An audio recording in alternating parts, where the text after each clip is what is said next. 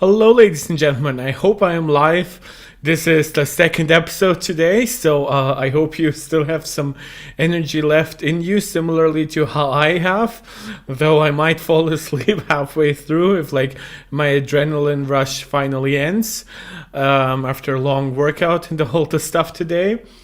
Now, some housekeeping for the beginning before we get to some interesting new stuff, which technically is more rumor stuff, but now that the iPhone 15 is official, that's kind of what we have to do from time to time.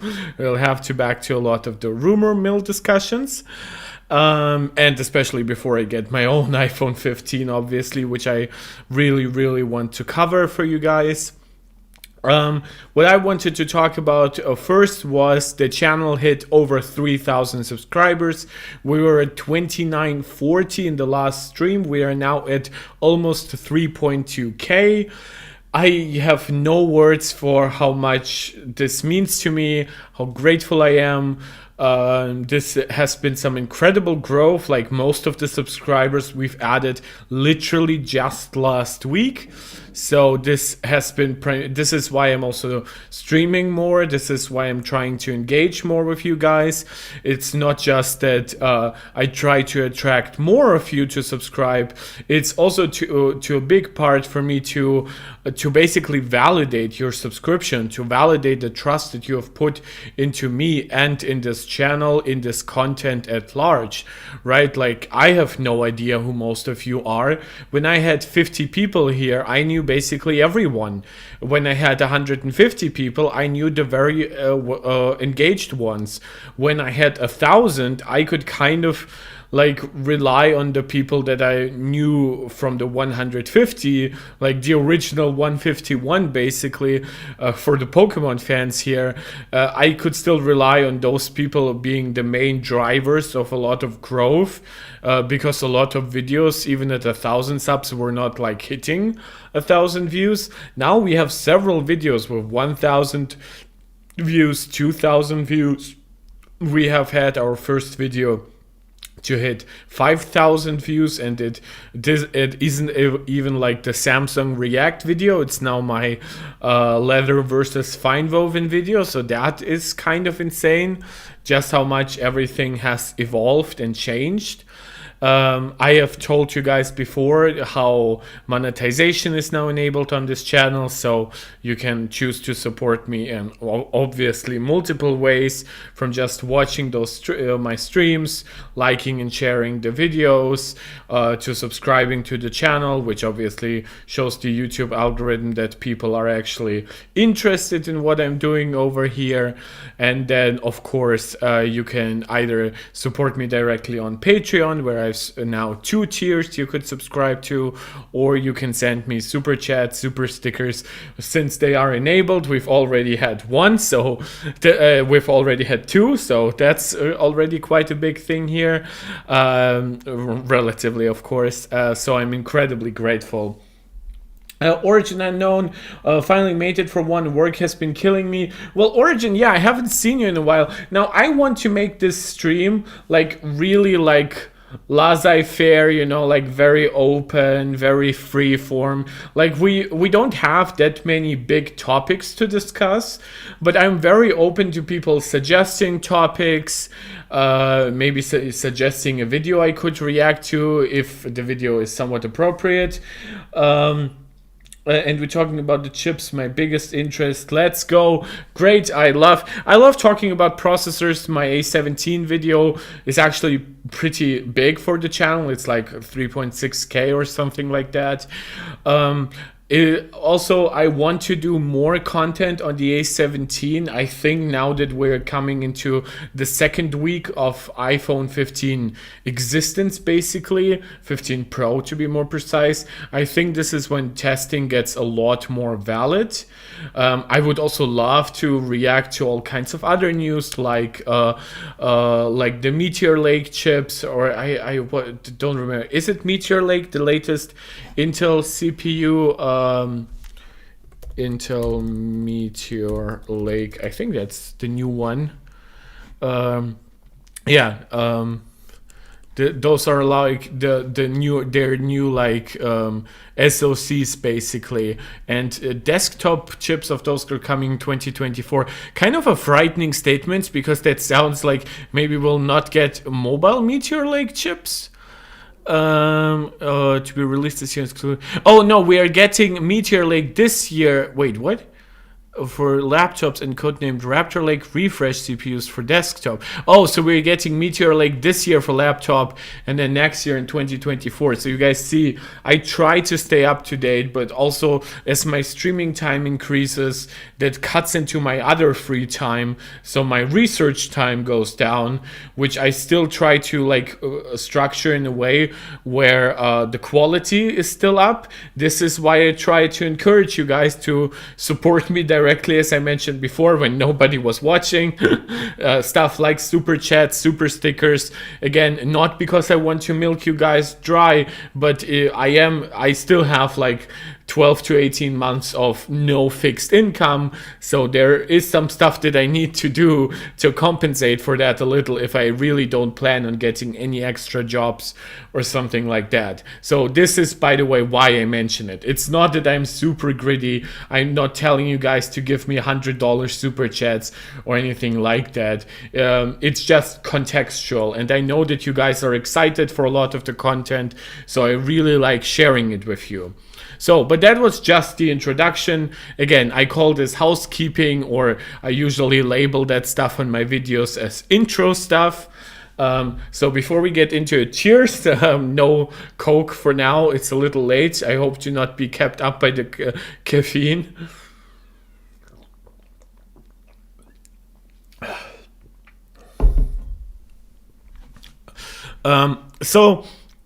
Chips, right? This generation is actually kind of fascinating. The A17 is based on 3 nanometers, right? To be more precise, it's based on a process node by TSMC called N3B. That is, by all accounts, the very first generation of mass-produced 3 nanometer in the world. The iPhone 15 Pro is the first product to get it. Apple does not have 3 nanometer in any other product. Not in the Apple Watch. The S9 chip is 5 nanometer based by all accounts. We don't know which exact node in the 5 nanometer family. Probably N5P most likely. We do have N5P in the M2 series of chips. So that's second generation 5 nanometer throughout many products. We have 4 nanometer in the A16 chip, which powers the iPhone 14 Pro and the iPhone 15 non-Pro. Those are 4 nanometer chips, so you could technically call them third gen 5 nanometer, though I usually don't like calling N4 a new gen over N5P. Usually I prefer really discerning between N4 and N4P. But TSMC is kind of consolidating a lot of their nodes at this point. They're making very weird like differentiations between like, oh, this ever so slight node change clocks a little higher, but this one is a little more efficient, and then technically those are pretty identical. Like you won't see any big differences like between N4 and N4P probably, though we do see people like, for example, the Snapdragon 8 Gen 3, like, and when I say people I mean companies. I guess that goes back to the Supreme Court decision in the United States. That is such a stupid joke. Does anybody even understand that kind of joke?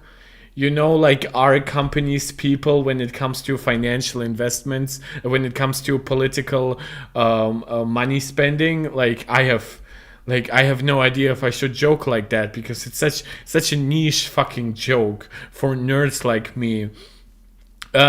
So there is a wide array that most companies are using. N4P seems to be what a lot of them are settling on for the next wave of devices. This is what AMD's newest CPUs will be built on. It's what, as I said before, what the Snapdragon 8 Gen 3 will be based on. NVIDIA's 40 series is already N4, not quite N4P, but then again, if we'll see like a mid-gen refresh, maybe like super chips or something like that, remains to be seen, if they would do some kind of node change. But most companies are not hyper aggressive in pursuing like the absolute latest in the way that Apple is. So this brings up to the question, well, what exactly will Apple be using in the next generation? Now, the next generation is obviously the iPhone 16. Now, judging from the iPhone 15, we could come to the belief that the iPhone 18, the iPhone 16 non-Pro will just inherit the A17, and that the iPhone 16 Pro would then get a new A18 Pro. Like, again, I don't like how the names between the phones and the processors are like now 2 gens apart, basically, but it is what it is. We kind of have to deal with that. There is some interesting rumors on that. Now, I don't know how trustworthy that is, but it is something I would like to cover because I think I can like put a lot of my own thoughts on top of this article, regardless of what I actually think of this article. You know what I'm saying? So let's get into this. We are talking about a supposedly reliable source. And we are saying that the A17 chip for iPhone 16 and 16 Plus, so apparently the iPhone 16 and 16 Plus are inheriting the A17, but they will be made using a fundamentally different manufacturing process to the current A17 Pro. Notice how this says A17 and this says A17 Pro. Granted, those are not Pro phones, so this could be about the same processor. It could just be basically like just not named Pro for product differentiation's sake, or it could actually be binned in a more aggressive way, or it could actually be redesigned in some way so that even without binning it could like have fewer GPU cores or stuff like that. And of course, whatever works with the chip could also vary. Maybe it could use like less memory or slower memory. Those are all decisions that Apple is capable of making. This will be done to cut costs. I will provide some context on this claim. According to a rumor that has now been verified by a reliable source. So this seems to be like reporting pretty much from Mac rumors over, like basically a Vibo user has said this, and then Mac rumors kind of verified it. Is I'm reading that correctly? Because they're saying that rumor has now been clarified by a reliable source, but they're not saying if that rumor has been verified by a reliable source to Mac rumors, right? Regardless, let's continue. So a Viber user who claims to be an integrated circuit expert with 25 years of experience working on Intel's Pentium processors, well, that's not a great career, unfortunately. Like, Pentium used to be great. I hope his career ended a while ago, because if he was a Pentium designer recently, my god, that's an ungrateful bitch of a job.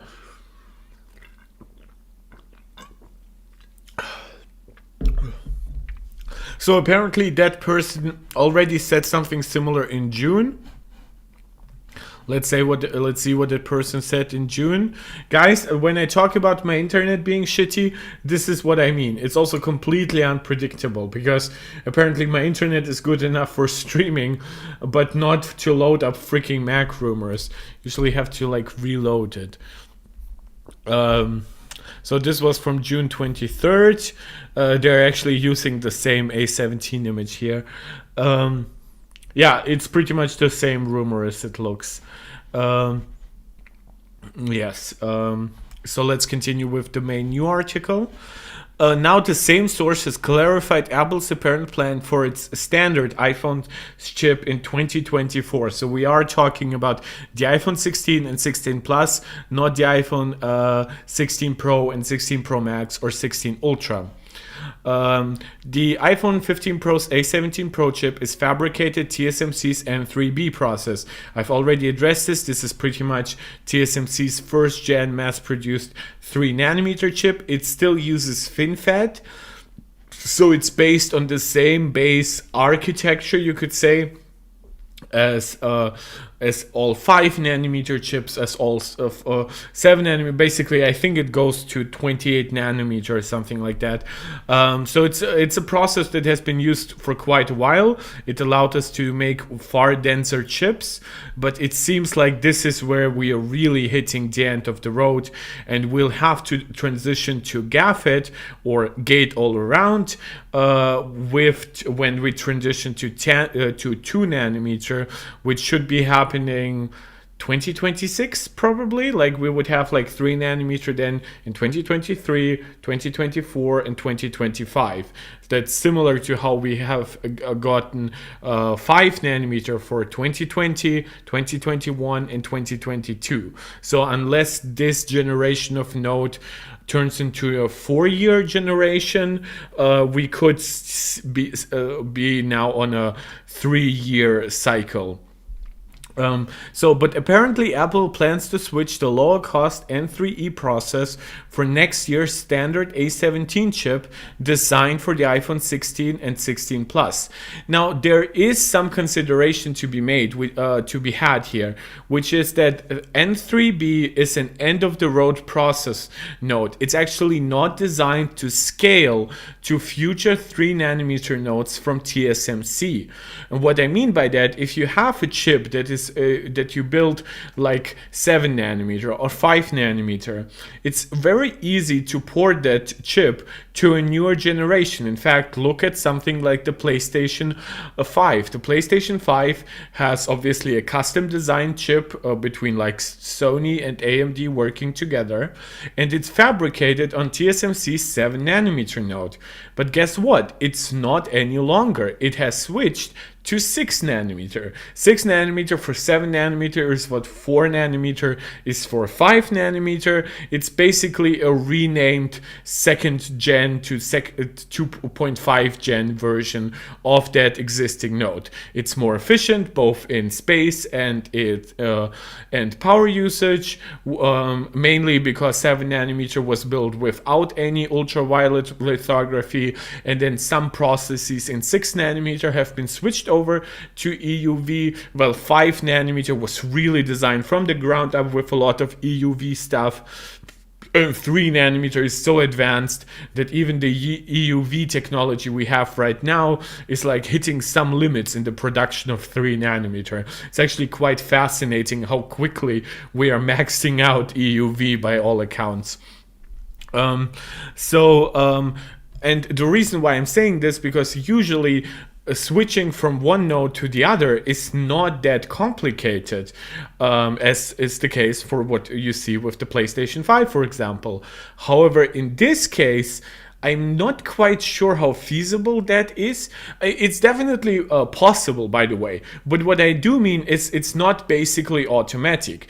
Usually when you switch to a smaller node, if the node is drastically different, and sometimes that happened, for example, the A5 chip has been built on very different process nodes all those years ago, right? Over time, because it was a good chip, and Apple wanted to reuse the core architecture, really optimized for efficiency with newer process nodes, so that was worth porting over.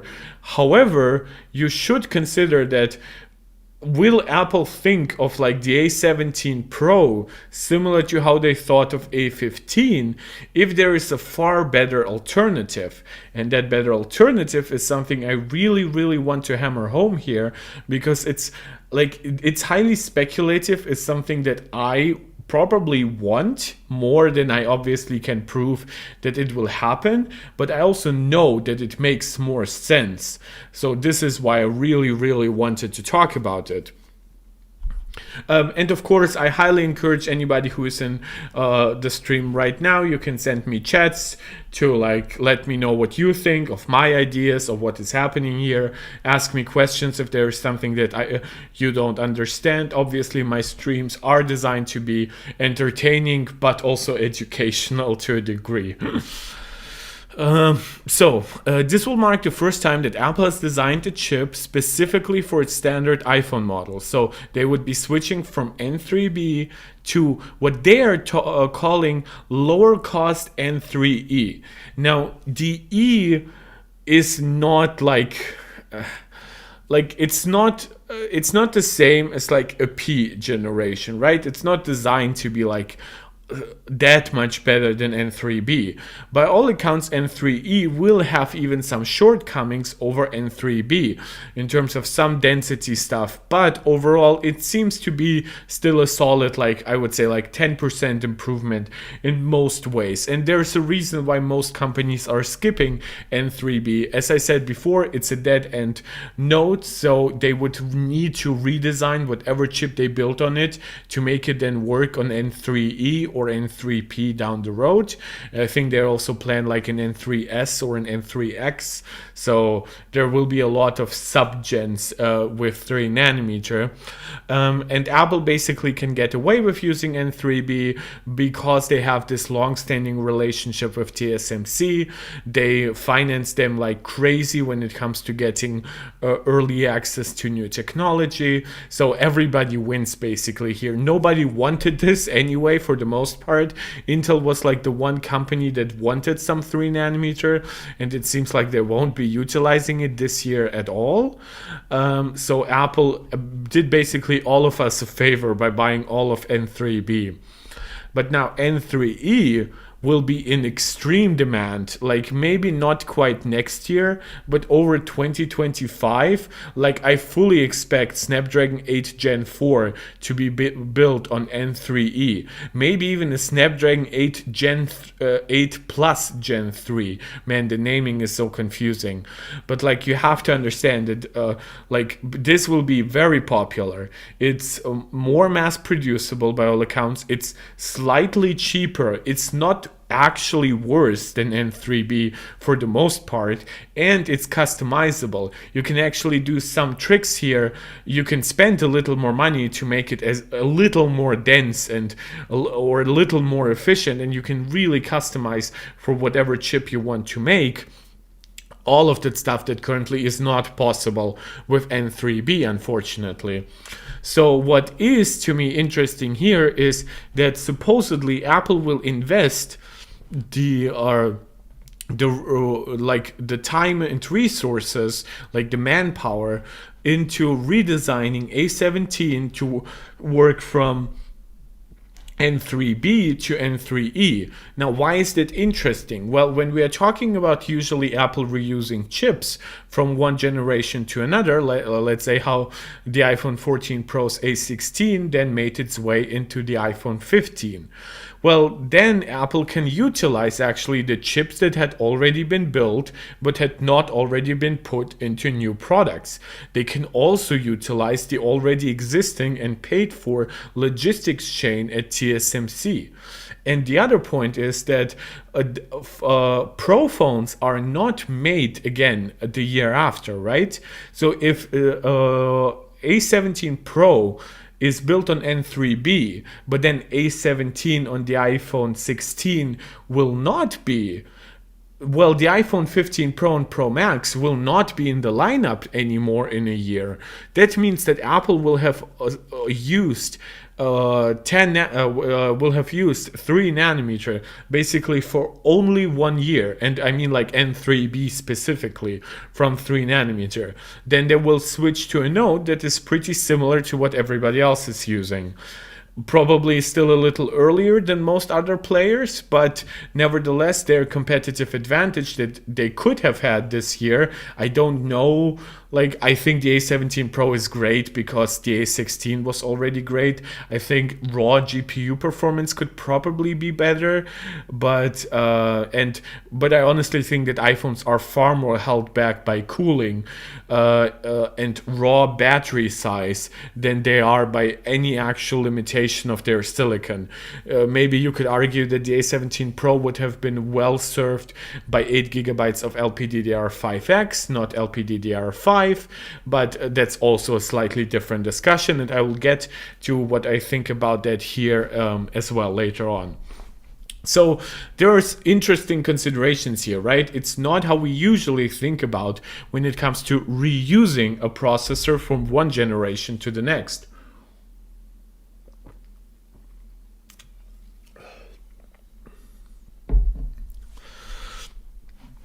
In previous years, Apple simply gave the entire iPhone lineup the same chip. That's true. For example, the iPhone XR and the iPhone XS had the same A12 chip. The XR only had 3 gigs of RAM, and the XS and XS Max had 4 gigabytes. The iPhone 11 had the same A13 chip as the iPhone 11 Pro and Pro Max, and it even had the same RAM count at 4 gigabytes. So Apple has previously been, you could argue, more generous to their like cheaper alternatives, but there were also other major differentiation points. We are talking about an era where like the iPhone 6, where the iPhone 8 and 8 Plus were like standing next to the gorgeous new iPhone 10, or when we are talking about the iPhone XR or iPhone 11 with their like 720p to like, let's call it 800 something p displays, LCD versus like over full HD OLEDs. So there were more than enough other differentiation points is what I'm trying to say. The other thing here is, so they simply gave the entire iPhone line the same chip, and then they started staggering them by 1 year, right? The iPhone 13 and 13 Pro had the same A15 chip at their core, but the A15 chip in the iPhone 13 had fewer GPU cores than the one on the iPhone 13 Pro and Pro Max. And then the higher core A15 with a little more RAM made its way into the base iPhone 14, while the 14 Pros got the slightly more advanced A16. This was basically when the differentiation started to happen. So it's a pretty new phenomenon, and Apple might actually want to backtrack on it a little, given that by most accounts it helps the Pro ones, right? And Apple definitely wants to sell you a lot of Pro iPhones, but by no account does Apple really want to like completely get rid of their lower end, and because their lower end is by no means low end, it's not even mid-range price for other brands. And also Apple's processors have been a major advantage for them over the years. They don't want to lose that edge because suddenly their $900 phones have a processor that is a year old, and if that happens in a year where Qualcomm like makes a giant leap forward accidentally, well then Apple's long-term advantage of having far better chips, having far better efficiency dies, and they obviously don't want for that to happen. So yeah, they are talking about how the pros and non-pros started to be differentiated in the year 2022 with the iPhone 14 and 14 Pro. The A15 Bionic chip in the iPhone 14 and 14 Plus is a higher bin variant, so that's the one in the that came from the 13 Pro and 13 Pro Max, which is also really, in my opinion, good, because it's good if the Pros get a little more performance. It just sucks when the Pros start having vastly different capabilities, in my opinion, because it's not like the cost is that much different, right? Sure, 3 nanometer is a lot more expensive than 5 nanometer, but then we are also talking about like relatively small parts of the cost of the overall product. So if you just were to use a binned chip, you're probably doing like more positive stuff for the overall logistics than you would be doing by by having like each year like the chip shifts down, instead of just each generation has the same chip, maybe with a little different RAM count or a little different memory bandwidth. Or maybe like the non-pros are like slightly binned to have one fewer GPU cores or something like that. Maybe the non-pros could also be like clocked like 3 to 5% lower, which would make them also more efficient, which would allow for them to be paired with less cooling. And then the pros could be differentiated basically by a more premium package of a pro processor with all cores, all the fastest possible GPU, the highest amount of RAM in an iPhone, the highest amount of bandwidth for RAM that is available, and of course also paired with the best cooling in an iPhone. That's kind of how I envision it, and I really hope that this happens next year. By the way, guys, we just hit 6 people watching. I know it's a very technical video, somewhat nerdy. I've already said how grateful I am for the incredible growth this channel has been experiencing. If you're somebody who watches this video and you aren't yet subscribed, please consider subscribing, consider liking, sharing, and this channel now also has super chats and super stickers. If somebody wants to support me directly financially, that would be very, very obviously welcome. But let's continue right after. I don't want to spend too much time on that, but it is kind of necessary. I hope you guys understand.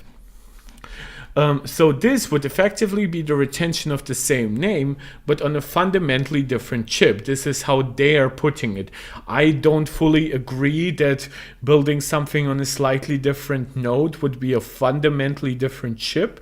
This is why I called my video a special A17 or a special A18, and I'll get to that point a little later on. But this is how they are trying to cover it. So it's interesting, but I don't think it is 100% correct here by any means. So N3B is TSMC's original 3nm node. We have already gone throughout it.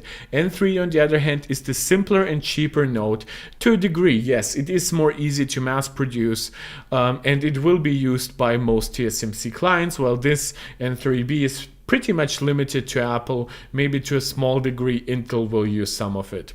N3E has fewer EUV layers, that's extreme ultraviolet lithography, which means that it will be slightly less dense technically, and density on chips corresponds a lot with performance. It's not the exclusive way to measure it, but obviously the more transistors you can have that can turn on and off and can binary give you ones and zeros, then you can do more computational stuff. It's on a very basic level.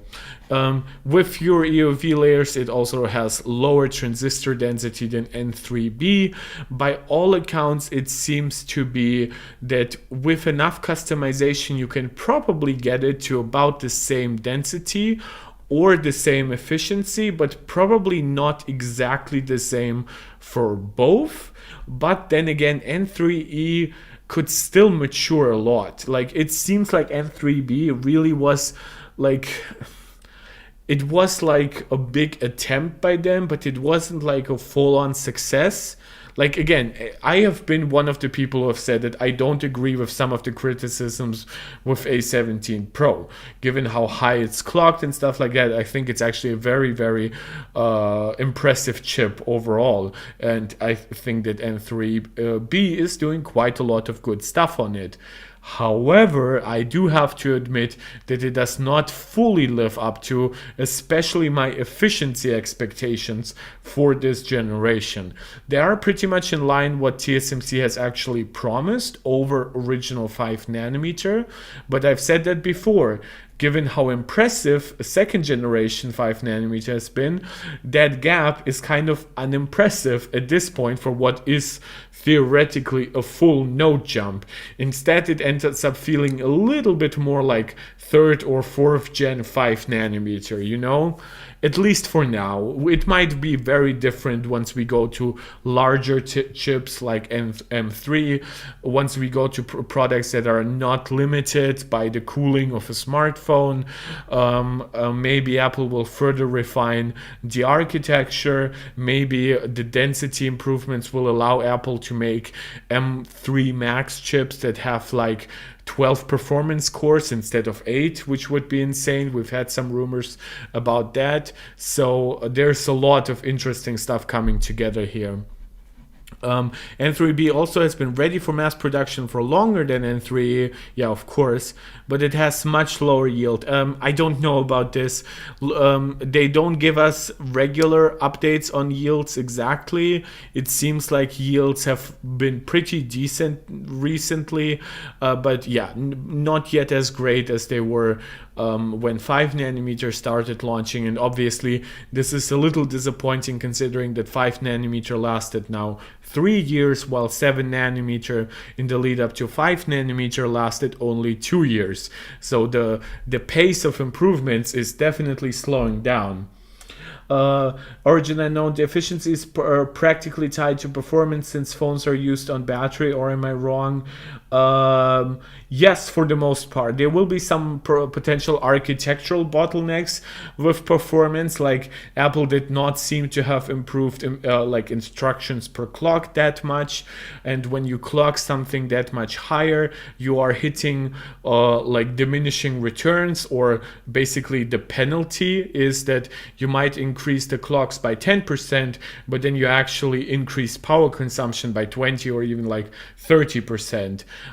So that is actually something that obviously the node wouldn't be to blame for. It would mostly like rely on what the architecture is that you are putting into your product. So yeah, some people expected more from A17 Pro in that regard. Maybe you could make that point. Then you also have to understand that currently Snapdragon's highest clocking best chip in the Snapdragon 8 Gen 2 in the Samsung devices is like delivering 1800 to 1900 points in Geekbench 6 in single core, while the A17 Pro delivers 2900 something, and even the A16 delivers 2600 something. So it's not like Apple was basically competing in terms of CPUs only with themselves anyway. And when it comes to GPU, the Snapdragon 8 Gen 2 was faster than the A16 in benchmarks, usually, unless you're talking about like thermal issues on the A16, you could kind of get higher performance in well optimized titles with it. This has a lot to do with Metal being better for game development than OpenGL or Vulkan. And the other point is, of course, that now we also have like some stuff in there, those new chips, that isn't really well tested. Like technically you do have ray tracing, like hardware ray tracing in the latest Snapdragon chips, but it's not used by anyone as far as I know. It's just used for one benchmark, and that benchmark isn't even that good, as it's showing like poor scaling from the A16 to the A17 Pro. So the situation right now is actually a little unclear. I would love like maybe like a GPU ray tracing benchmark from the Geekbench guys. Actually, I think they're doing probably the best regularly updated benchmark out there right now, and I don't say that because the iPhone usually wins their benchmarks.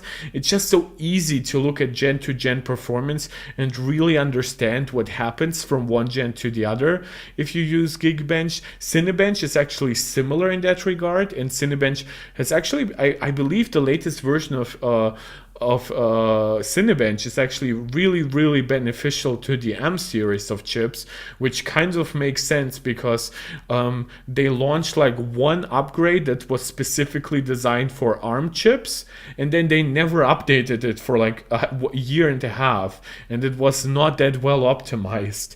So whenever you had like chips like some of the latest Intel chips drastically outperforming Apple's M2 and stuff like that, for one, they did it with much higher power consumption, but the other point is also that Cinebench was not that great of a scaler. Oh, where was I? That was a long fucking rant on my part.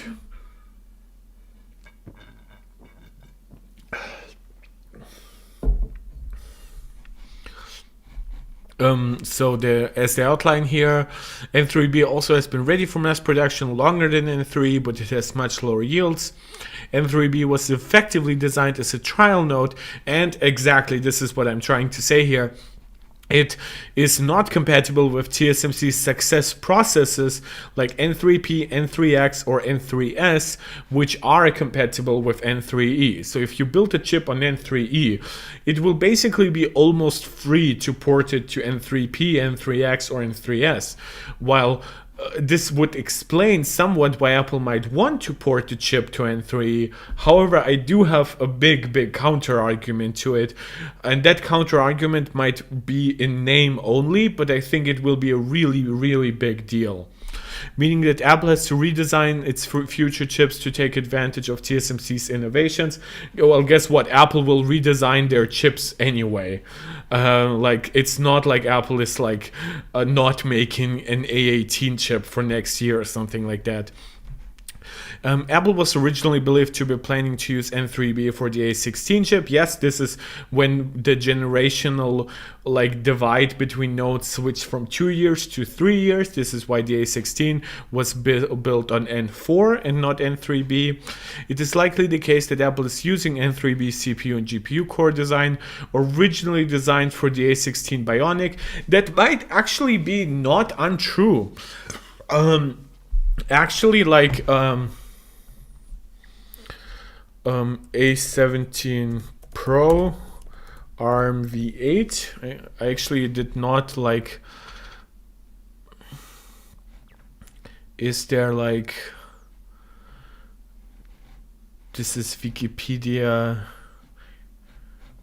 Why is there okay, this is English for some. I read it and looked to me like it was German. I guess my brain they are not saying if it's is there no this is an older test. I don't know if I can trust it, but by all accounts this seems to be it was built on ARM V8, not even ARM V9, which Apple is not forced by any means to switch to ARM V9. And I mean, it's a little weird that we don't even have confirmation on what exactly ARM version it's using, but by all accounts it seems like it's still ARM V8. So this could actually be a good thought. I actually kind of didn't think about it, but yeah, Apple could have drafted on some newer features, maybe there, because we had rumors right for last year that the A16's GPU was supposedly a major breakthrough, and then it didn't end up happening at all. We got basically the exact same GPU as on the A15, just with faster memory for more bandwidth. But now we are getting that big GPU change this year, and it supports ray tracing. So this could actually be pretty realistic. It's likely the case that Apple's using N3B CPU and GPU core design originally designed for the A16 Bionic and the A17 Pro before switching to the original A17 designs with N3E later in 2024. Yeah, but then I would argue this would then become obviously an A18 at that point. The architecture will presumably be iterated on through TSMC's successor nodes for chips like A18 and A19. Yeah, I expect N3E A18 and then an N3P A19 and then an N2 A20 or something like that. And maybe Apple switches up the naming at that point. The Weibo user was first to say that the standard iPhone 14 model would retain the A15 chip. Okay, so I guess this is the credible source. The user himself is the credible source because he was credible in the past. With the A16 being exclusive to the iPhone 14 Pro models, a rumor that went on to be widely corroborated and turned out true. Earlier this month, Haitong International Securities analyst Jeff Pu corroborated the rumor about 2024's iPhone A17 chip being fabricated in N3E, adding that the iPhone 16 and 16 Plus will also feature 8 gigabytes of memory, up from 8 gigs on the iPhone 15 and 15 Plus. So let us see how that looks. Open link in your private.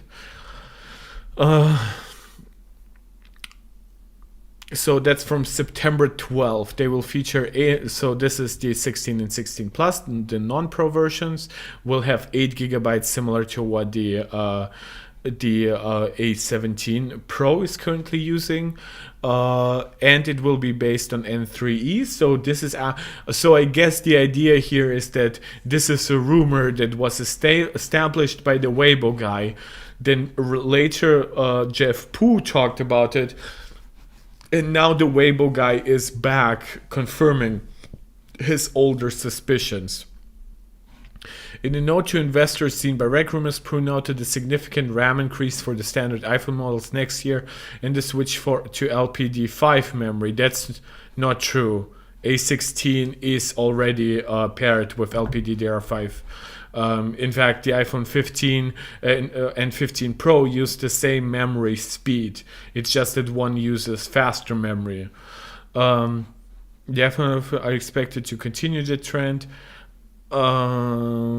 Is he talking about like no? Okay, that does not make much sense the way it's worded. But then again, there's also like always some translation errors here.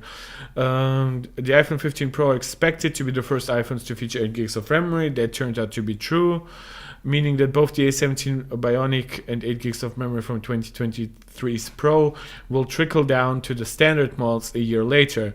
Who added that the A17 and A18 Bionic chips used in the iPhone 16 lineup will be fabricated with TSMC's enhanced 3nm node, N3E. The A17 Bionic used in the 15 Pro and 15 Pro Max will be, well, this turned out true, but we basically knew that by the time this came out.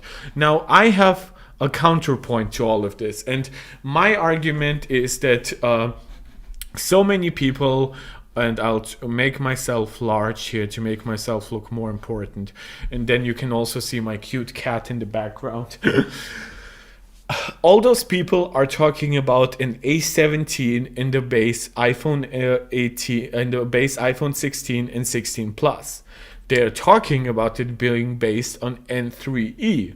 Now I have a counterpoint to this, and this counterpoint is called A18.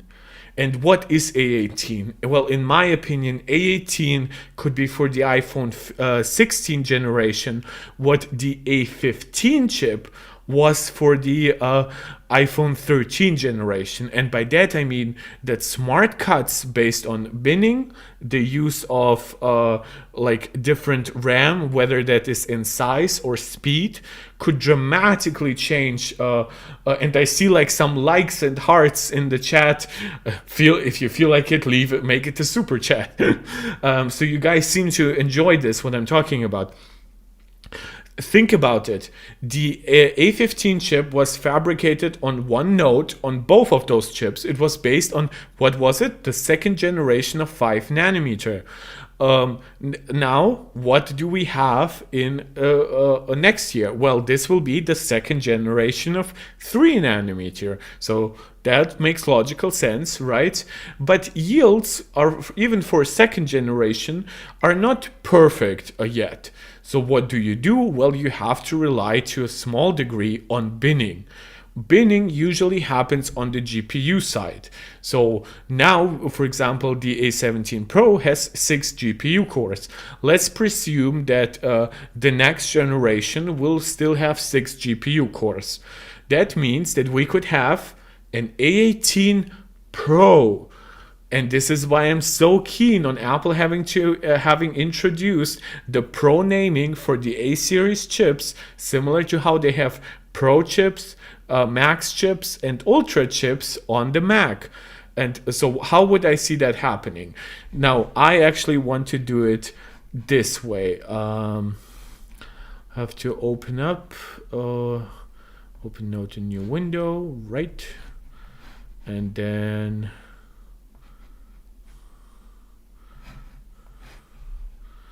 we can do it like this.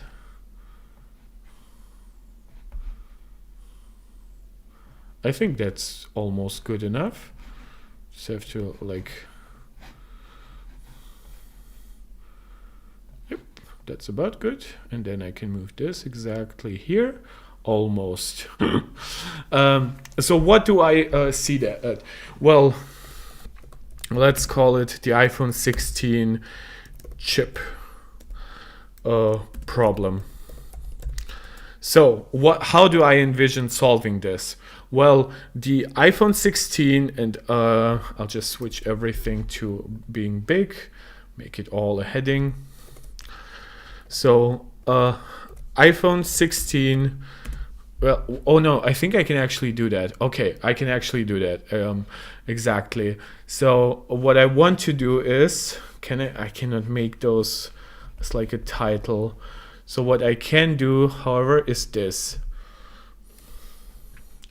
I can make an A18 chip and an A18 Pro chip. I think that's pretty reasonable, right? You all understand?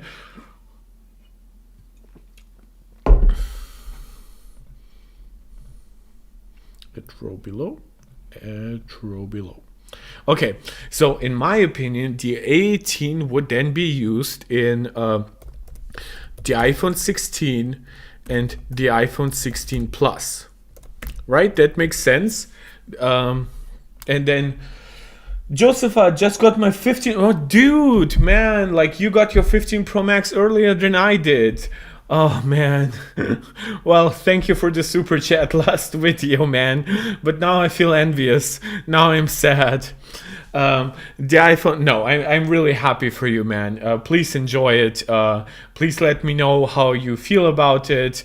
You talked about using it caseless, or was that a different chatter last video? It's all blending in together a little, right? Well, the A18 Pro, let me continue my brain fart here, would then be used by the iPhone 16 Pro and the iPhone 16 Pro Max. Now, it could be that, and this is just obviously speculation to go in line with other rumors, that the 16 Pro Max could be renamed into the Ultra. So how do I see them being differentiated? Well, I do see them continue basically the two, I'll call them 2P cores and 4 E-cores basically, right? That's for the CPU. I see that being identical on both. 2P or not 2P, that's the question. Or 4E, right? I think that makes sense. On the GPU, I see the A18 Pro being the flagship here with 6 GPU cores, right? I see this one having 5 GPU cores. Oh, no, now you guys are talking amongst each other. I kind of always look panicky at the chat to see if I get questions a lot. Let me here add a row below. Both of those would be fabricated on TSMC's N3E, right? We would be leaving N3B behind, but we would be doing it in a more efficient way, not having to redesign A17 Pro in any way. Instead, we could create a new chip completely on a new architecture, right? I also would say that this would be on ARM v9. Now, ARM v9 for Apple is not that big of a thing. Apple has, by the way, talked about like new branch predictions and stuff like that on the A17 Pro. So maybe the A17 Pro is actually on ARM v9. Maybe it's just being recognized by Geekbench as ARM v8. But let's just say, by all accounts, it would be very reasonable for at least the A18 to finally go up to ARM v9. So this is basically binned, right? For now, this is identical, right? How it's constructed. But we have one fewer GPU core. Now, how else can we differentiate them without making one unattractive? Well, they would both have 8 gigs of memory, right? This would also have 8 gigabytes. Apple will likely not feel the need to give us 10 or 12 gigabytes anytime soon, given how efficient iOS is and given that 8 gigabytes is actually quite enough for smartphones, in my opinion. Just for anybody who is curious, Josephat is giving us like his first impressions of the new iPhone 15 Pro Max. It feels great in the hand. He's coming from an 11 Pro Max, so that is a substantial like 4-year upgrade cycle here. It obviously, the 120 hertz impresses him, and the thin bezels. Yeah, the thin bezels, you just skipped the entire 12th gen redesign over the 12 and 13, and then even the first gen of Dynamic Island. So yeah, you are getting a lot here, dude. So what else could be used to differentiate them? Well, here we have fewer GPU cores. Fewer GPU cores we need less memory bandwidth. So here we can actually use LPDDR5, while here we can use LPDDR5X, right? 5X is like something about 8,000 mega transfers. This is around 6,400. So that would be a really nice scaling opportunity. Beyond that, you have device specific difference, right? You have here just like aluminum. I'll use like the American version of spelling it, even though like my Cambridge certificate education is fighting it. Aluminum cooling, right? We would mostly rely on the internal chassis and stuff like that. And we would either have more cooling, right? So that's pretty a simple way to cooling it, or even a vapor chamber, a vapro. So that could be a really nice improvement, right? And with that, you could have a very comprehensive, very like those things here, like LPDDR5 and LPDDR5X, are not that easy to market.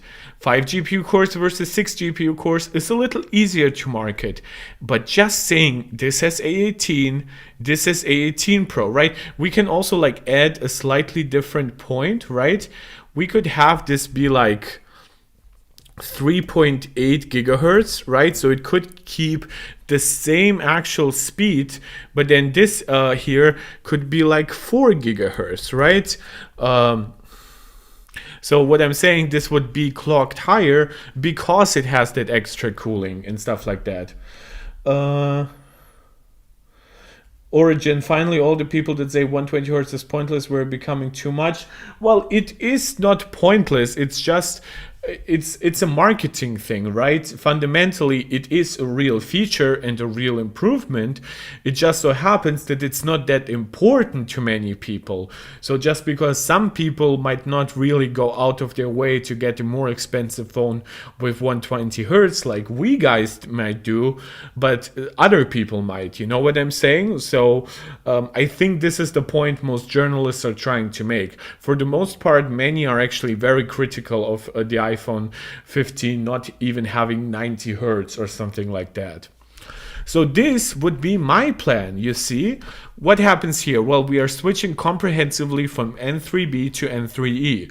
This would also allow us to really easily put like a new generation, an N3X or N3S or N3P, whatever they end up calling it. We have a clear differentiation between the Pro phones and the non-Pro phones, where the actual processor name also reflects the difference between pros and non-pros. Now we do have the same CPU cores, right? Because CPU cores are what make a generation of chips, right? The similar your CPU is, the similar your process node is, the similar your IP is inside the chip, the more it's like one gen.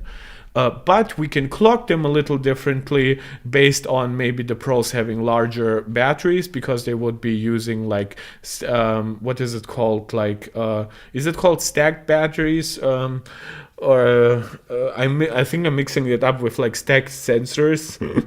But basically they would be using like newer batteries with slightly higher density and stuff like that, which would allow it to use a little more power, and thanks to more cooling, it wouldn't overheat. Now here we would have more GPU cores, and fewer GPU cores on this side would allow us to have slightly lower memory bandwidth. This would allow Apple to reuse a lot of the mass-purchased LPDDR5 memory that they bought for the iPhone 14 Pro and now the iPhone 15 generation. And then the A18 Pro could use the faster LPDDR5X to power its higher clock chip with more GPU cores, and basically for users that are more demanding in general, right? More camera features, more cameras, stuff like that. And then you obviously, to power it all, you have like your standard aluminum internal cooling from the overall chassis. You just be a little more generous with how much aluminum you actually put there. And here you can either double down on how much cooling you have, which could include the use of more copper, or you go with a dedicated cooling assembly, which would be a vapor chamber heatsink. But obviously that is then up to Apple to decide if that is worth the cost. Because the competition, guys, is like not standing still by any means.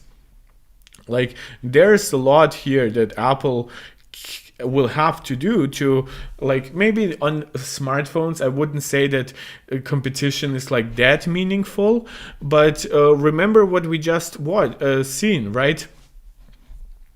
I apologize for blinding anyone with a non-dark mode image. It also blinded me.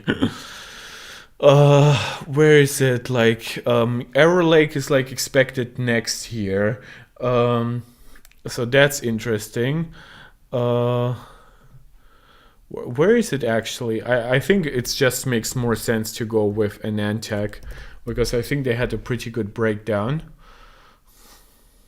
Guys, tell me, are you interested in me talking about... Oh yeah, it's Meteor Lake architecture and Intel 4.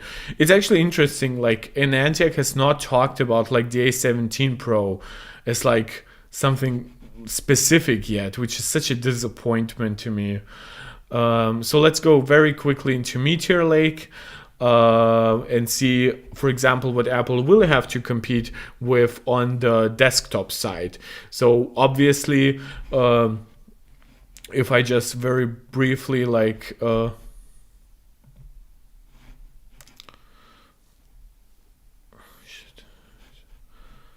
does it all work? Sorry, like OBS for some reason was like not letting me open stuff for a second. So yeah, let's just keep it here.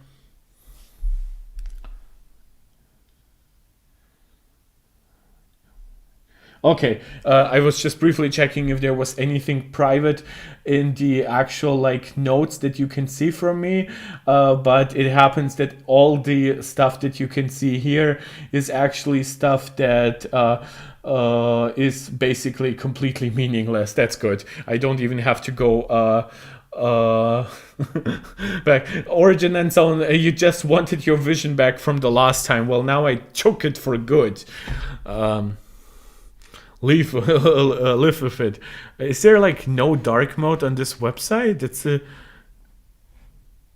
because I do have like dark mode and settings enabled. This is why like Mac rumors and stuff are dark. So I'm sorry guys, we'll have to fight through the white page here basically.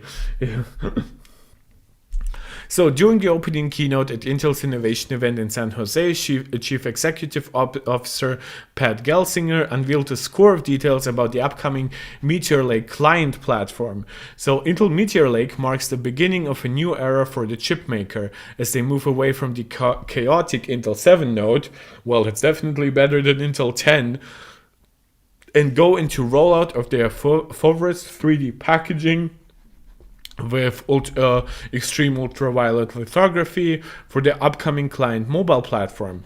Meteor Lake uses a tiled, disaggregated chiplet architecture for its client-centric processors for the first time. So you see, guys, there's like, Apple really has been for years on the trend of giving us one SoC, and then it took them like to do the ultra chips where they combine two of the same SoCs together. Intel is going with something far more complicated, however the results are far less clear. So let's see what they're promising here. um, for changing the very nature of Intel's consumer chips going forward. And according to Intel, all of those changes have allowed them to bring some significant advancements to the mobile market. Intel's first chiplet-based consumer CPU breaks up the common functions of a modern CPU into 4 individual tiles: compute, graphics, SoC, and I/O. So it's actually interesting because SoC, as we understand it from an iPhone, would integrate all those things into one, while here SoC is just 1/4 of an overall much more complicated chip package.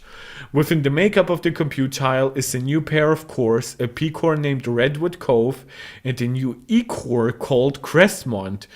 When they say pair of cores, a P-core named... they don't mean like literally one core of each, right? Both of those cores promise IPC gains over their previous counterparts. No, I think they just mean it's 2 different types of cores. They just worded it a little weirdly. But perhaps the most interesting inclusion is a new type of E-core embedded directly into the SoC tile, which Intel calls low power island. Now that is actually 1 core or 2 cores. However they fully decide on it, it seems to be like it's 1 core designed for maximum efficiency. This new low power E-cores are designed with the idea that light workloads and processes can be taken off the more power hungry compute tile. So basically this is the CPU, the GPU, this is like all your extra crap, right, with one more E-core to like handle all that crap and also like handle some low power background tasks in general, and then an I/O tile for all your PCIe connectivity and stuff like that. There's actually a lot of complexity here.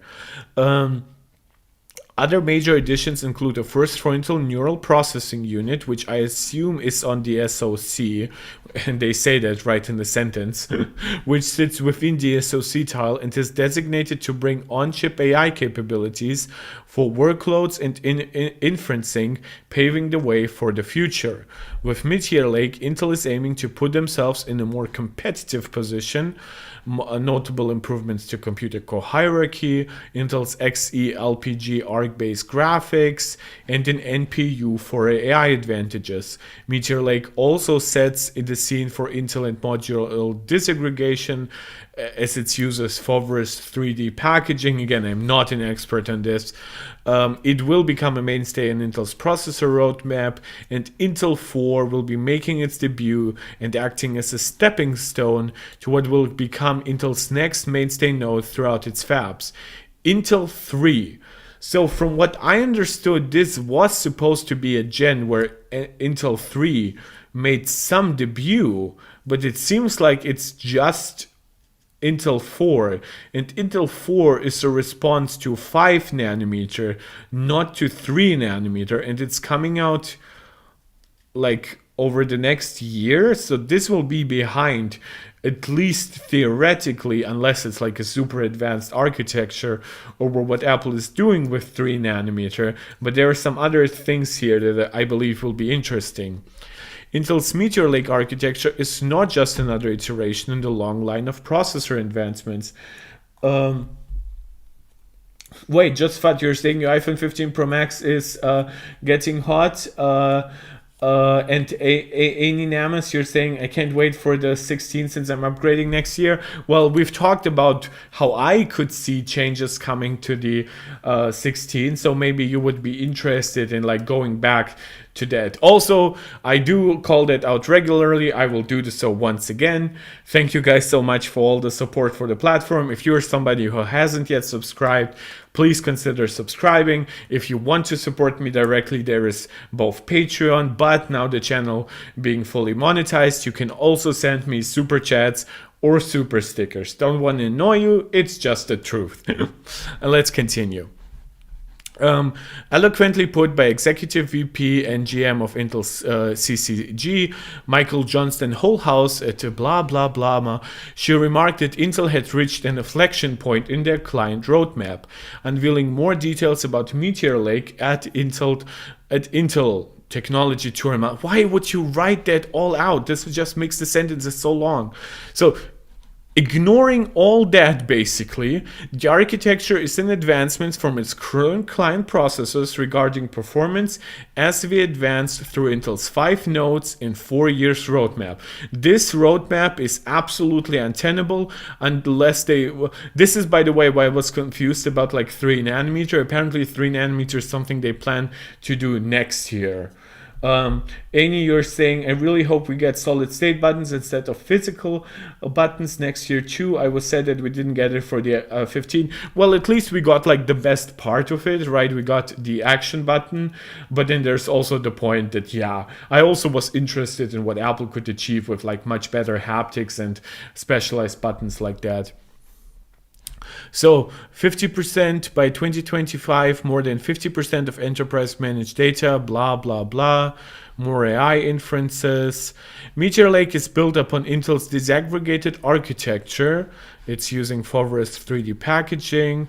It consists of 4 unique and distinct tiles, which are connected through that packaging technology. This includes the compute tile, which is built on Intel 4. So it's built on something that is more akin to like TSMC's 4 nanometer, maybe, which with the graphic tiles is built on TSMC's N5 node. The other 2 tiles Intel implements within Meteor Lakes are the SoC tile, which acts as the central hub through the embedded NOC, as they call it. This is the first time Intel has used a network on chip on their client processors. It's a simplified approach to the NOC on their existing FPGAs. While on their EduLex FPGAs, the NOC is individualized. On Meteor Lake, it directly connects to the I/O. Man, those sentences are way too long and complicated for no reason. Like, the NOC itself is directly connected to the graphics tile, the compute tile, and other components within the SoC. Do they point it out on the image in any way, is my question. So, Raptor Lake versus Meteor Lake. Yeah, they do point out that they have those 4 parts here, right? Very low power to die through silicon minimizes overhead of partitions. That is important because die-to-die computation is basically has to be always on to a degree. This is why Apple's Ultra chips, for example, never run basically at 0 like fan speeds. It's because the power that they use, like, and you obviously want to cool them to perfect temperature, because when silicon expands, it can have slightly different properties, and that if you have like 2 chips instead of 1, that can create communication problems. If one chip is like extremely hot while the other is completely cool, they will have some problems fully like working concurrently. Ability to select ideal SAI process for each tile, select cost and performance. That is ambitious, but it's not always true in my opinion. I think it works well for something like I/O tiles, which AMD has proven. Like they use like always an older node for their I/O tiles than they do for their actual like CPU dies.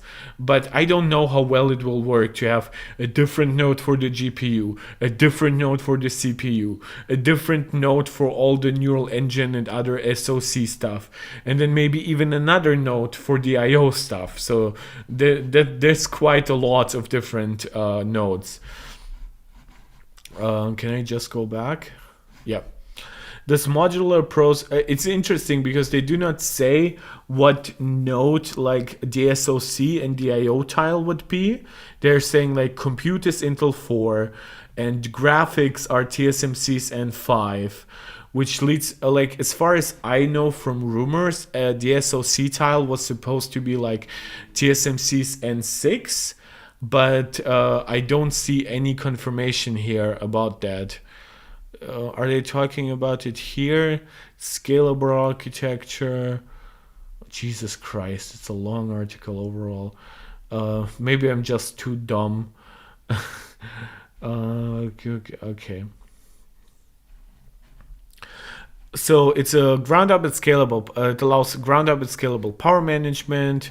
disaggregation, enabling each tile to function independently, which could reduce like power consumption significantly, as they've said before. If you only need the SoC, you use like a very specific like efficiency course, or maybe whatever like neural engine course they are. The disaggregated design prioritizes performance by negating bandwidth bottlenecking through things like the I/O on a monolithic design and targets enhanced power efficiency.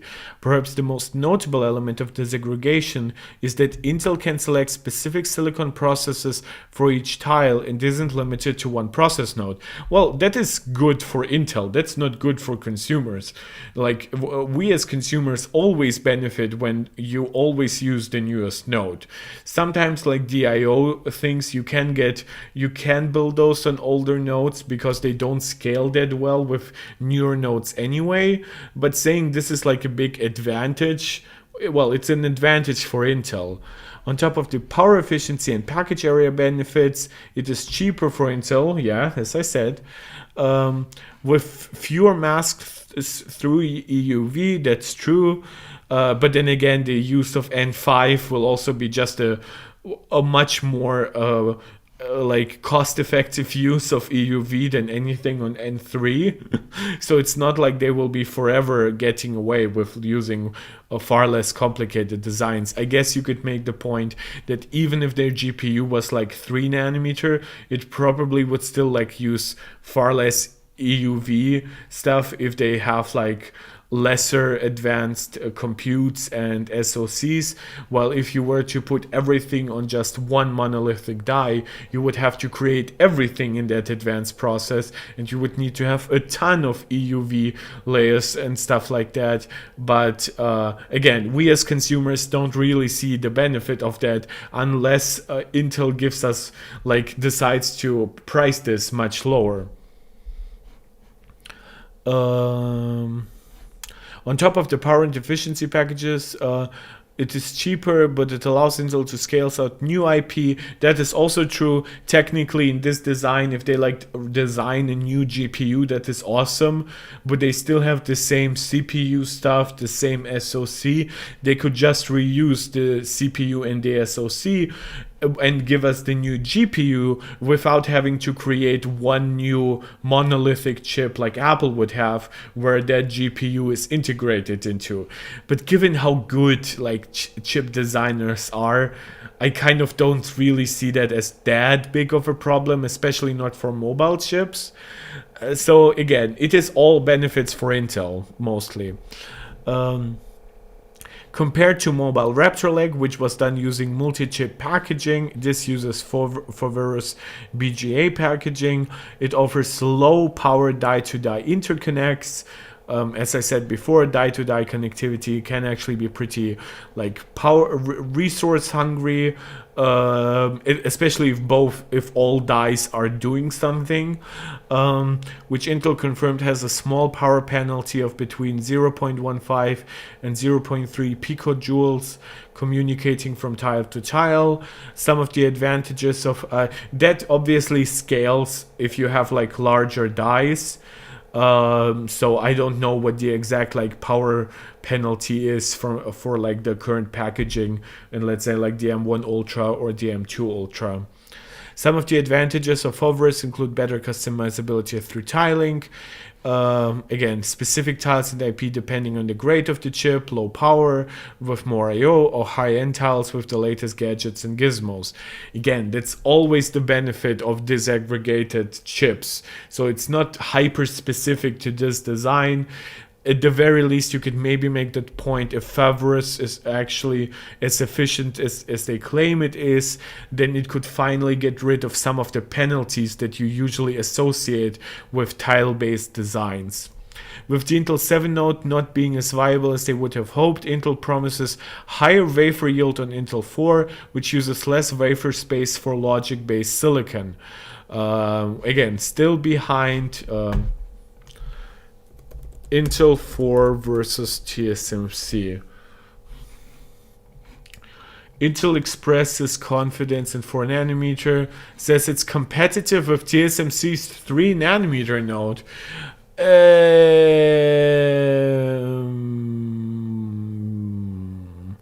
Yeah, I doubt that. The way they just switched from Intel 7 to Intel 4 kind of makes me believe that they maybe have like gone back on some of the promises of Intel 4. No wonder I thought this was designed to be like 3 nanometer. And yeah, now I remember Intel 4 is basically designed to be competitive with 3 nanometer, and Intel 3 is like designed to be like basically a competitor to N3P or N3X.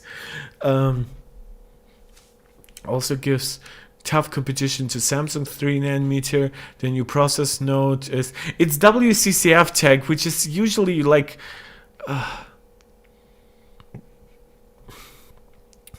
Intel 14th gen Meteor Lake. Wait, so what happened then with 7 nanometer?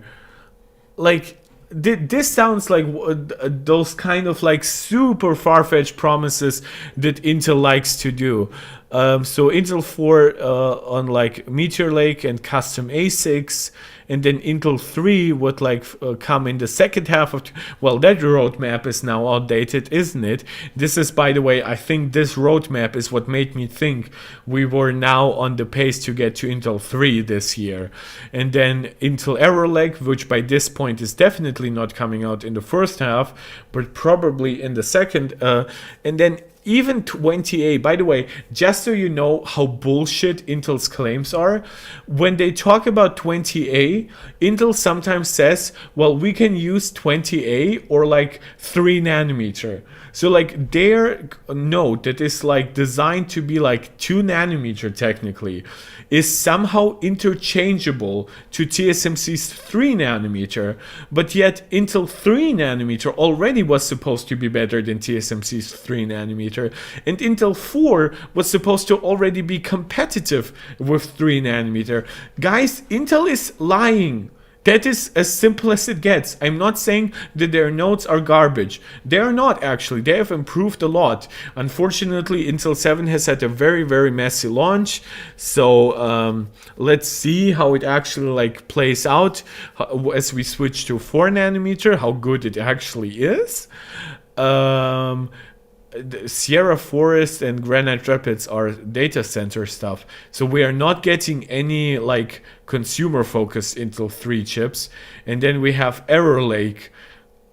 Like, this is so weird in the way they name it. If they actually think Intel 4 is competitive to 3 nanometer, why would they not call it Intel 3 or Intel 3.5 even, or something like that? I guess they could try to. I think they once said that they like that their nanometer branding is like more accurate than TSMC. So maybe their argument could be like, well, 4 nanometer is technically closer to the actual density than 3 nanometer is by what TSMC advertises.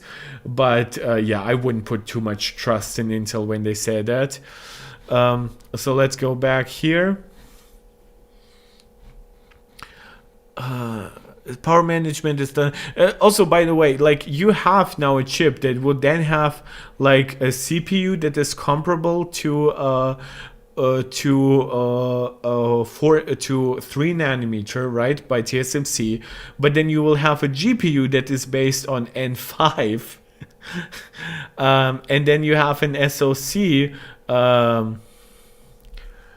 Meteor Lake SoC node. That's an NTAC. That's still an NTAC. Okay, the LPE cores are made on TSMC. By the way, I apologize once again for blinding everyone with a super big white page. But here, this is like their more detailed breakdowns here. Is like the SoC tile within Meteor Lake, and I knew that because I'm listening to guys like Moore's Law is Dead, is like it's based on N6 node. So if you think that this thing will be like somewhat close to like the efficiency of an A17 Pro or an M3, yeah, you can think again. The GPU is a full node behind. The SoC is 1.5 node behind. So that is by no means something hyper competitive. Origin, you lost your sight. Sorry. So you can just listen to my beautiful voice then. There's a scalable power management system. I think everything else here will be a little bit too, like, oh yeah, this is actually Computile. New P and E cores on Intel 4, and then low power cores, low power island efficiency cores. This is, I believe, on the SoC tile, is based on TSMC's 6 nanometer. Again, I don't want to just reduce the chip to what node it's been built on, but it's kind of important. And then the IO tile, which would be based, well, features such as Thunderbolt. Why would it say Thunderbolt 4? Wouldn't you want it to be Thunderbolt 5 at that point? That's a little weird. Do they mention which node it's been built on? Nope. Just fun. x86 has a lot of baggage compared to ARM. Absolutely. The Intel is actually getting away from some of the garbage baggage by doing stuff like getting rid of hyperthreading with Meteor Lake. We originally were thinking that maybe some of the newer x86 chips would be like four-way hyperthreading. Well, we currently have two-way hyperthreading, but it seems like Intel will actually go away from that and give us a lot of small efficiency cores, and those will be then used as like in software. Those will be handled basically like separate threads. The smallest of Meteor Lake's tiles is the IO tile. By the way, I think I usually showed, like looked at this part when I said compute. No, that's the IO tile. This, as far as I know, is the compute tile. That's the SoC tile. That's the GPU tile. That's the IO tile, as far as I understand it. Maybe I should look at the overall image again. Do we have that here? GPU tile, okay, no, I was wrong again. The CPU tile is next to the IO tile, the SoC tile is in the middle, and the GPU tile is on the other side, basically. So let's go briefly to the IO tile. Not mentioning what it's been based on. Okay, but I guess with IO it doesn't matter as much. It probably could be like something like TSMC's 6 nanometer, and then the graphics tile, which is unlike the compute tile, Intel 4, and the SoC tile, which is manufactured in TSMC's 6 nanometer, the graphic tile is made on TSMC's N5 node, the same generational family as nodes used by AMD's and NVIDIA's discrete integrated GPUs. What is it based on? It's XE-LPG. Intel's current... Intel claims 2 times performance per watt compared with the current DXeLP architecture in Iris Xe. My god, like I know Apple sometimes has like weird branding, but like look at this. Why would you ever tell a consumer that like we have XeLPG graphics and we have XeHPG graphics, and both of those are like next gen versions of our ARC GPU technology, and technically they're improving on our XeLP graphics that are in what we call our Iris Xe integrated graphics. This just sounds insane. I need to be paid for to understand this. Like, this is not something you ever want to tell a consumer. Just tell them it's a new generation. With Meteor Lake and graphics tiles, Intel is promising discrete level graphics, 8 times Xe graphics cores, 128 vector engines, 8 samplers, 4 pixel backends, how many cores overall? 16 256-bit vector engine, 192 kilobits shared L1. Okay, that's decent in terms of L1. Looking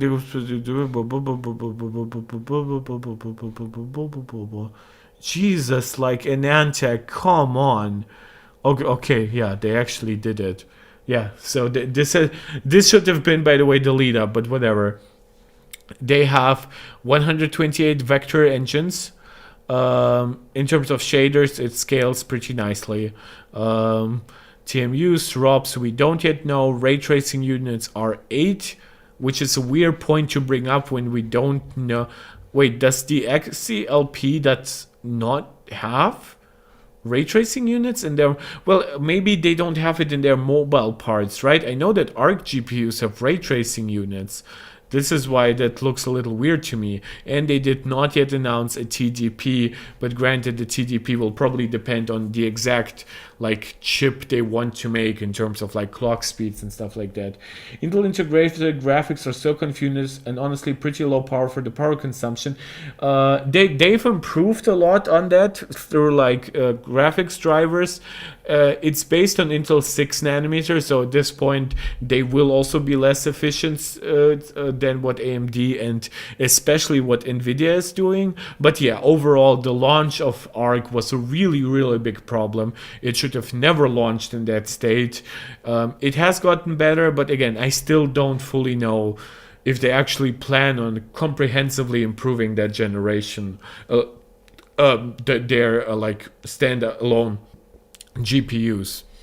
It does bring 8 ray tracing units. Okay, so this is new for XeLPG versus XeLP. Higher max clock frequency. So this does not seem like it's a full redesign. This is why it's so weird. Like, is Meteor Lake even using Battle Mage, right? Arc is like structured with like it's basically A, B, C, like B will be Battle Mage, C will be Celestial. So are we still on technically like what is the A in Intel Arc? Not in Intel Arc as the word, but like before Battle Mage. Is it Archmage or something like that? Intel GPU gens. Jesus Christ, this is so unnecessarily confusing. Second gen, nope. Where's Arc?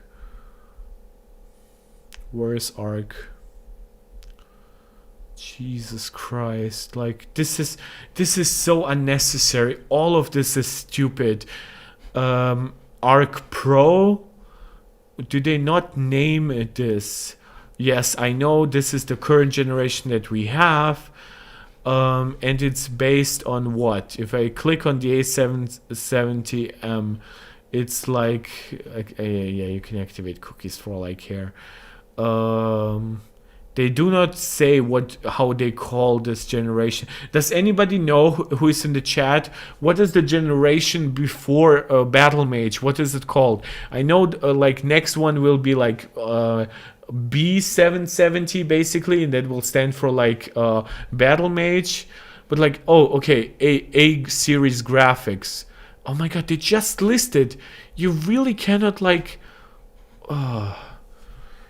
Battle Mage Intel successor. So I hope that like Battle Mage should be the successor to Alchemist. Okay, the current A and the A770, for example, stands for Alchemist. It's kind of nerdy, like D&D words, right? Alchemist to Battle Mage to Celestial. So is Meteor Lake using Battle Mage? We have already known that Intel's Alchemist XeLPG, okay, XeLPG is actually what is powering, wait, what will be the first one to adopt the new Battle Mage? Oh my god, so we will have to wait until Lunar Lake to get Battle Mage GPUs. Okay, yeah, then this is a foregone conclusion. This will be a weird generation that will not be efficiency competitive with Apple. I'm calling that right now. I think this will be a nice conclusion. Guys, if you're still here, look at this, like here. Like, we have what is still like a last gen GPU, just slightly upgraded, right? And it's based on N5. we have an SoC tile, which is based on N6.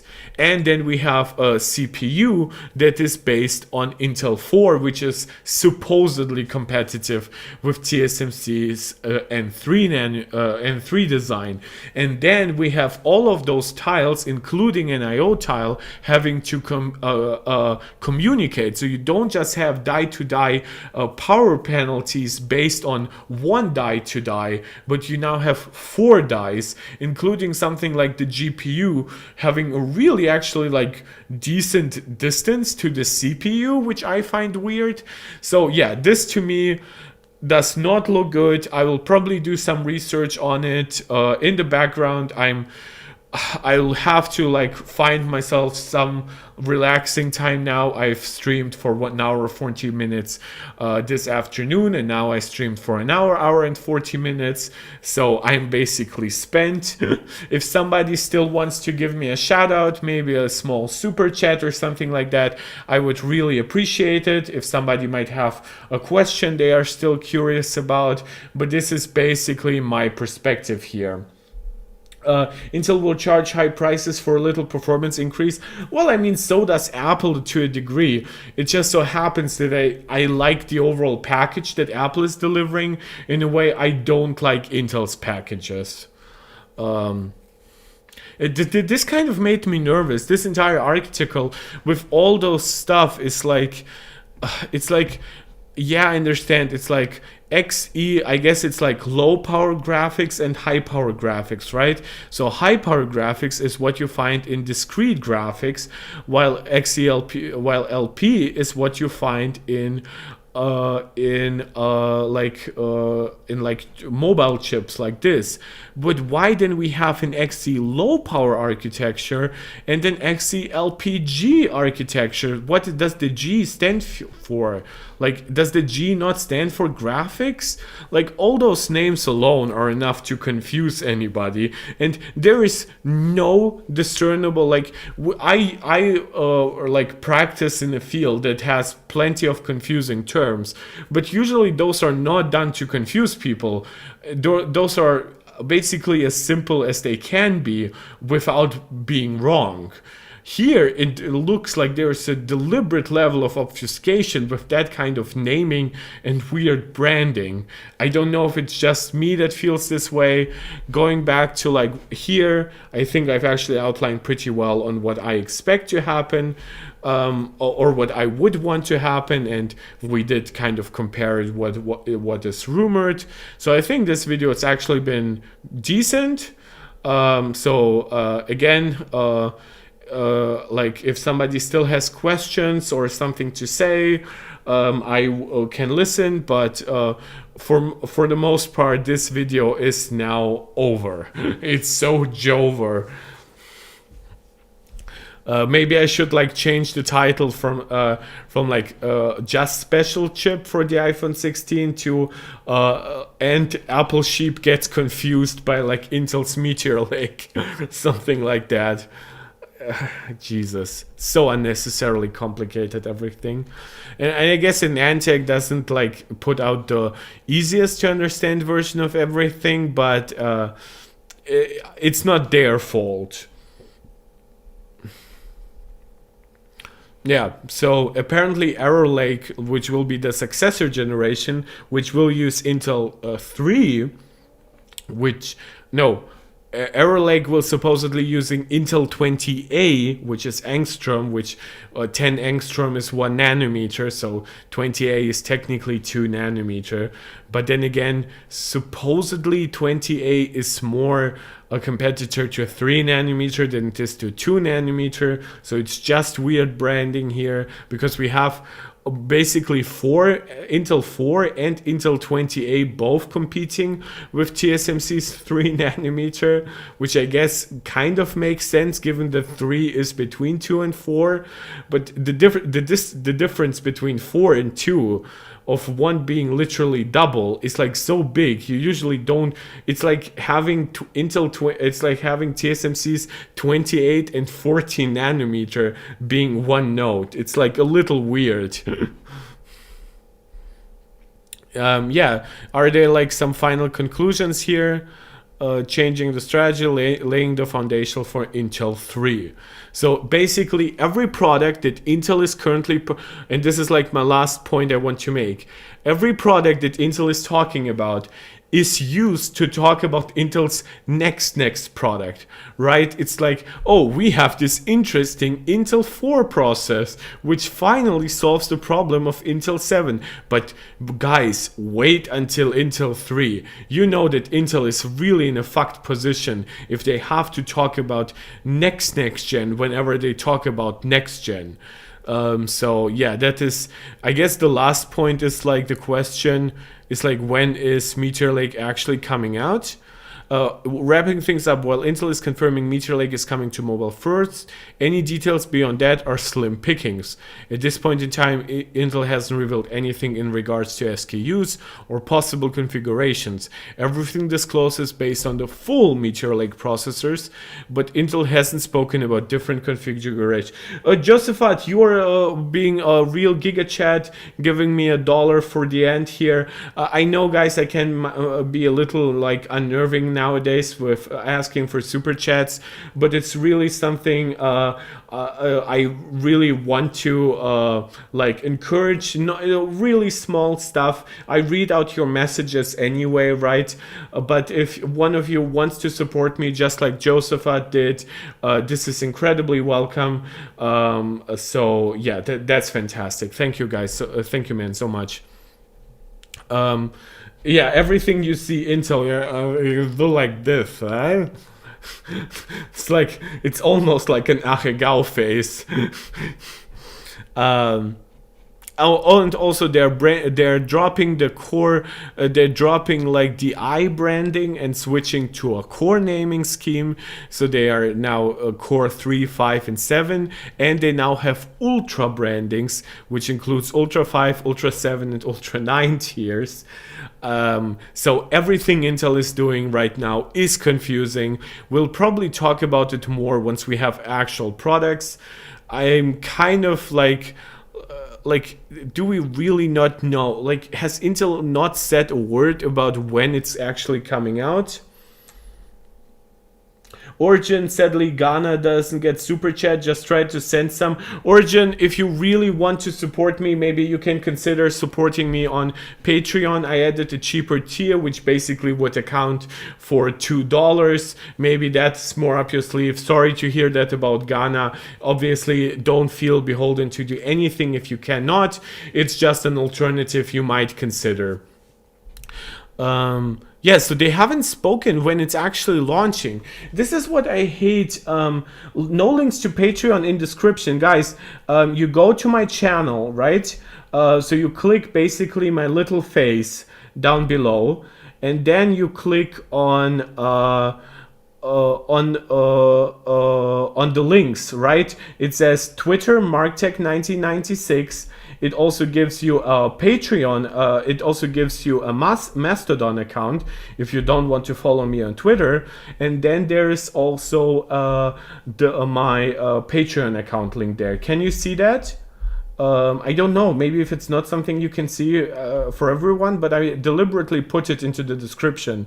You can also find that if you go to community on my channel, and I've posted 3 days ago that my Patreon now has a cheaper subscription tier. I now have a Pro tier and a Pro Max tier to appeal to the Apple guys here.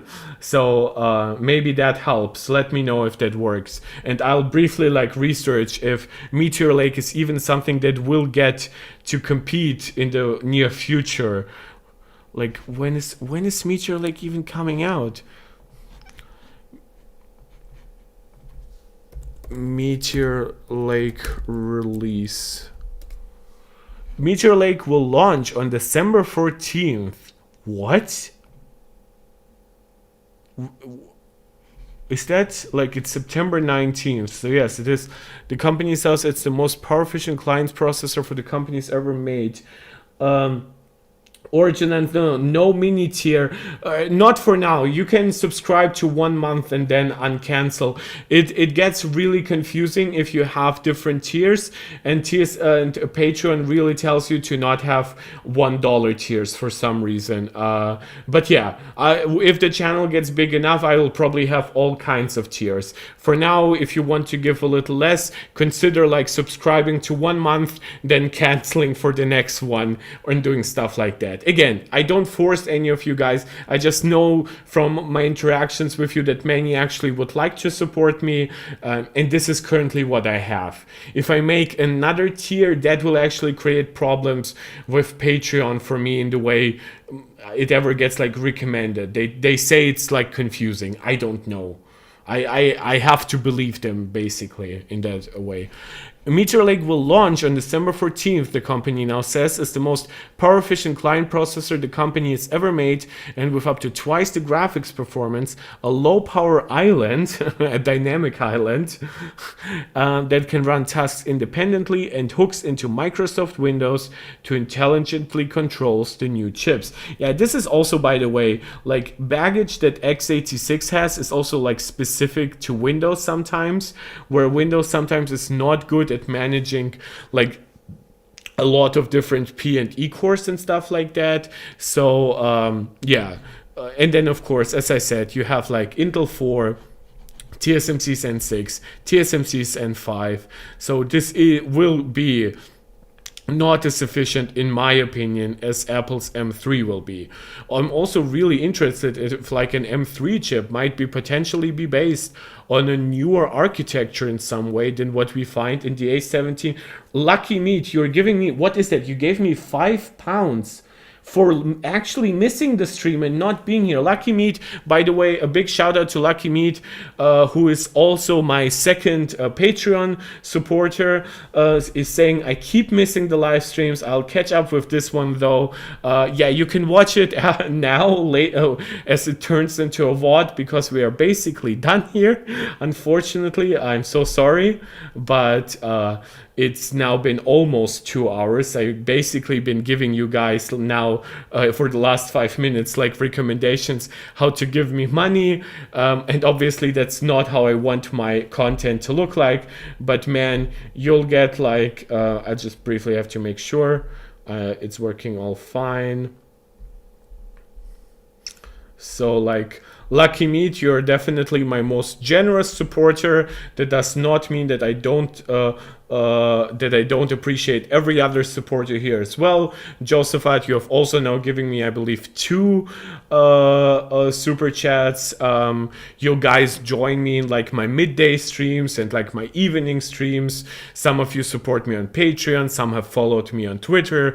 This channel has grown immensely. So this video, as much as it was talking about like chips, it was also a celebration of the entire community that we've amassed here. It's a celebration of all your guys' support.